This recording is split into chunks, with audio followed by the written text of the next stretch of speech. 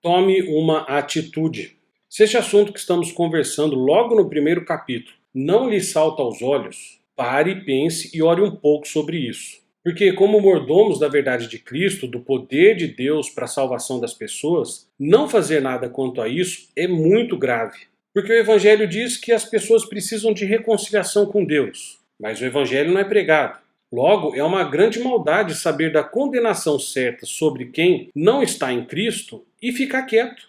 Mateus, certa vez, afirmou que um cristão sincero, que não fala do Evangelho ao próximo, não ama, tem problemas sérios de caráter e desmente a regeneração prometida por Deus, como uma obra do Espírito através de Jesus Cristo. Se você olha para o seu amigo, para o seu parente, para o seu conhecido, para o seu colega de trabalho, sabe que ele não é crente, e isso não lhe preocupa, alguma coisa não está cheirando bem. E pior, devido ao algoritmo das redes sociais, nunca foi tão verdade a afirmação de 2 Timóteo 4, versículo 3 a 5. E nunca foi tão urgente a pregação do Evangelho em sua integralidade e detalhes. O texto fala: haverá tempo em que não suportarão a sã doutrina, pelo contrário, cercar-se-ão de mestres segundo as suas próprias cobiças, como que sentindo coceira nos ouvidos, e se recusarão a dar ouvidos à verdade, entregando-se a fábulas. Com as redes sociais hoje em dia, as pessoas ouvem só o que elas querem. Elas ficam dentro de uma bolha e não têm acesso ao Evangelho.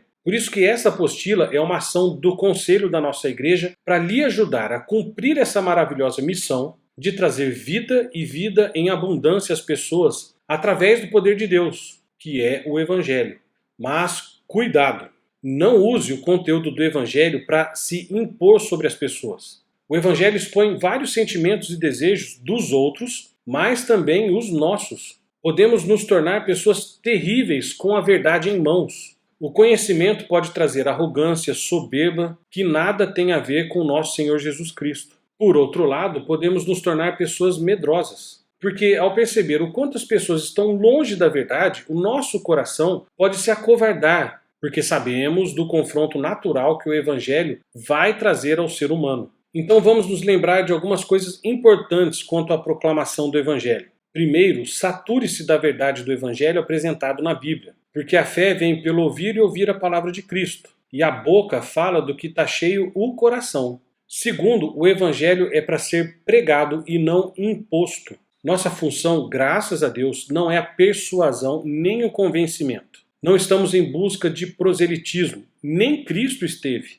O convencimento e o novo nascimento, a regeneração, são atribuições de Deus realizadas pelo Espírito Santo. Então nós não pregamos o Evangelho para ganhar uma discussão ou impor um ponto de vista, mas para que as pessoas ouçam o "Vinde a mim" de Jesus Cristo. Se a pessoa quiser ou não quiser, se Deus vai regenerar agora ou depois, não é, com todo respeito, problema nosso. A nossa obrigação, o nosso problema é pregar em tempo e fora de tempo, quer seja oportuno ou não, com toda a longanimidade e doutrina. Pois como crerão de quem nunca ouviram? E como ouvirão se não há quem pregue? Lembrando mais uma vez, o Evangelho é para os de fora e para os de dentro também. Portanto, a nossa intenção com este módulo é a seguinte: apresentar o Evangelho por inteiro, com calma, paciência, conhecimento, sabedoria, para que ele tenha o seu efeito através do Espírito Santo. A Bíblia diz que a perseguição virá, não por brigarmos com os outros, mas por não negarmos o nome de Cristo. O próprio Evangelho trará o confronto necessário